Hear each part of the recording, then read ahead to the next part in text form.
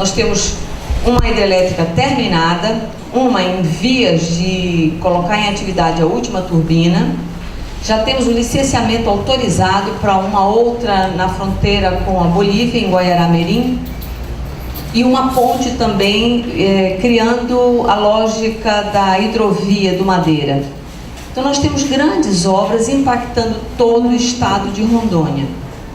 Então o que eu trago para dividir um pouco com vocês é o que nos aconteceu como um espelho desse cenário que é o objetivo agora de tarde. Nós temos uma luta constante entre a opção desenvolvimentista que o nosso país adotou como uma matriz energética, é uma macro política econômica para todo o território nacional, e o recurso destinado, eu vou colocar como compensação, para que a gente possa implementar as políticas públicas.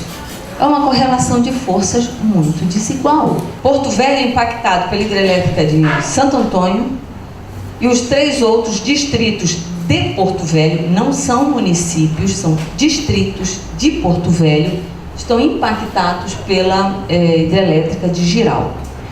Por que essa diferença entre município e distrito é importante? Porque o equipamento social de um distrito é distinto do equipamento social de um município.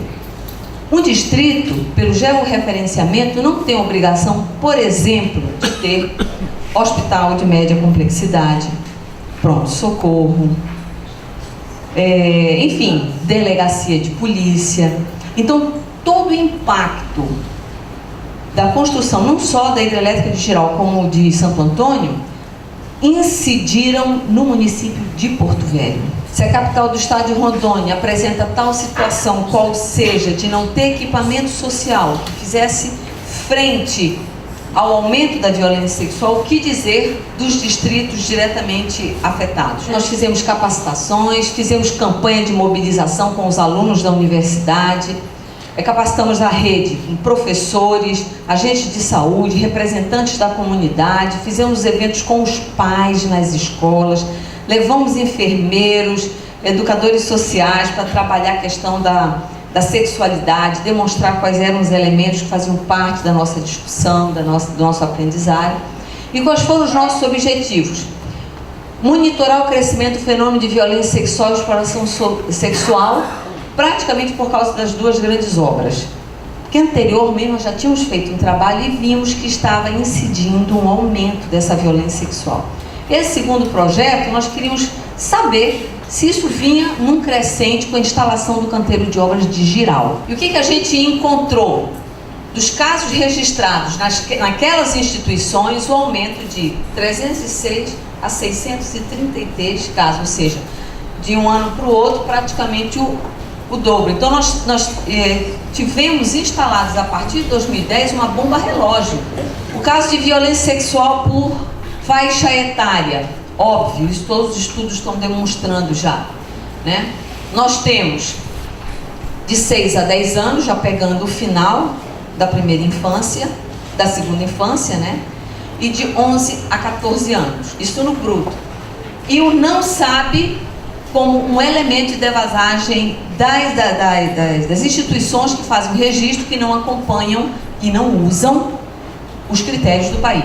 Quantas vezes uma criança e um adolescente era vitimizado? Então a gente encontra destaque, 53%, um pouco mais da metade, várias vezes. Caso de violência sexual por faixa etária, predomina 13 a 17 anos, já envolvendo a questão do início da prostituição. Então nós chegamos até o ponto de fazer audiência pública e fazer a agenda para que o município, através da Câmara dos Vereadores, com essa audiência pública, montasse uma comissão de desmobilização das situações de foco de exploração sexual no local. Então a gente conseguiu tirar as casas de prostituição, a gente conseguiu fazer com que tanto o Jirau como o Santo Antônio colocasse outdoors também com muita incidência, aumentamos a advertência em aeroportos e rodoviárias. Então, teve um resultado? Sim, teve, mas ainda um resultado muito pífio, muito frágil, diante da urgência do problema em municípios que sofrem um impacto muito forte de empreendimentos econômicos de porte para todo o território nacional. Nós temos uma visibilidade crescente, de certo modo, com algum sucesso em relação ao abuso sexual, né? E isso, os dados mostram bem que há um índice muito grande de denúncias, de processos judiciais, de atendimentos no caso do abuso sexual, mas ainda permanecemos com uma invisibilidade imensa com relação à exploração sexual, né? Então, aqui no município de Altamira, os dados não existem, seja na polícia, seja no judiciário, seja no CREAS. Os dados da exploração sexual são muito aquém dos dados do abuso sexual. Isso mostra, obviamente, que esse mercado do sexo, eu leio o mercado do sexo porque em si, e a gente vai discutir isso depois, porque o mercado do sexo, mas esse mercado do sexo ainda hoje consegue manter com muito sucesso, ou com certo sucesso, a invisibilidade, né, e um distanciamento das ações de Estado para que tenha uma certa repressão em relação a esse grupo.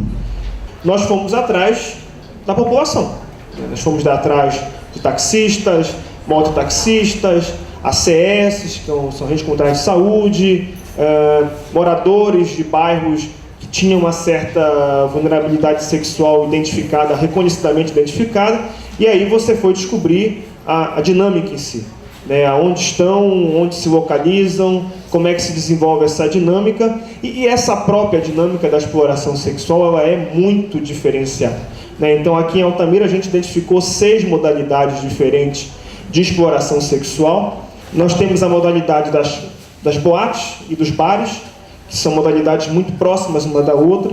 Nós temos a modalidade da exploração sexual no contexto da rua, né, que também tem a sua dinâmica específica, a exploração sexual no contexto do tráfico de drogas, né, sobretudo das regiões aqui de Altamira, que você tem bocas de fumo muito próximas, as famílias todas estão relacionadas com essa dependência química e compram a droga e trocam a droga por uma relação sexual da sua filha com o traficante. Esse é o pagamento, né? Você tem a modalidade da exploração sexual que nós chamamos de alta classe, né, que essa alta classe significa justamente as pessoas de alto poder aquisitivo que também utilizam a exploração sexual, que também fazem uso desse mercado do sexo, né, e que é a mais difícil de ser identificada, né, e que foi muito rapidamente, eu diria muito superficialmente ainda pincelado, né, dada a sua dimensão, inclusive tem no município de Altamira, né. Você tem a exploração sexual ligada aos povos tradicionais, que é aquilo que Berenice falava, que há um interesse muito grande aqui do município da gente, obviamente, focar nessa discussão. Nós temos muitos povos indígenas, muitas comunidades ribeirinhas, os locais onde há basicamente carros automotivos próximos de praças ou ao redor de praça, próximos de escolas, acabam concentrando um grupo que se envolve com bebidas, com drogas, e lá pelo meio também tem exploração sexual. Então, a poluição sonora também é um elemento que está envolvido com a exploração sexual. Cada um deles exige uma forma específica de enfrentamento. O conceito da exploração sexual não consegue captar a diversidade de manifestações que ela traz em cada município, né? A gente precisa saber, obviamente, o diagnóstico serve para isso, para poder conseguir identificar, para que as políticas públicas tenham uma orientação, tenham subsídios para conseguir saber como proceder nesse processo. A exploração sexual se conforma numa lógica de trabalho. A gente não pode perder a dimensão dessa lógica de trabalho, porque ela envolve uma demanda, uma oferta e um mercado. Quem é esse mercado? Esse mercado do sexo, como é que ele se estabelece? Tivemos aqui recentemente o caso da Boate Xingu, a maioria de vocês devem conhecer, né? O caso das 18 mulheres e uma adolescente que foram resgatados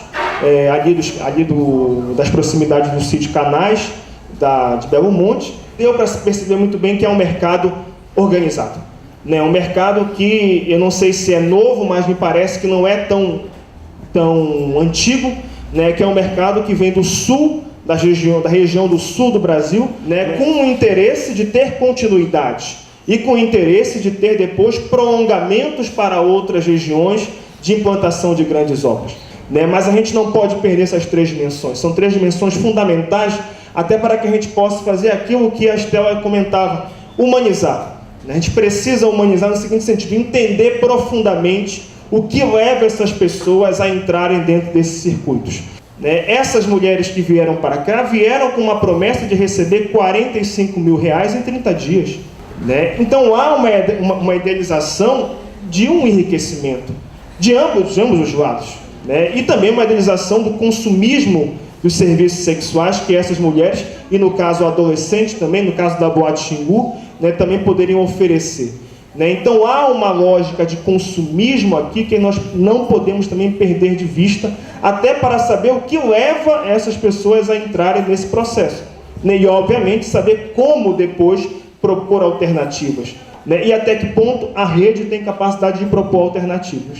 Uma terceira linha de discussão, que eu acho que a Thaís hoje frisou muito bem, o simpósio que nós fizemos em 2013 também tinha frisado, a carta do Conanda, a carta de Porto Velho, a carta de Altamira também frisam isso, nós precisamos trabalhar mais com os nossos referenciais mais fortes para discutir o licenciamento ambiental.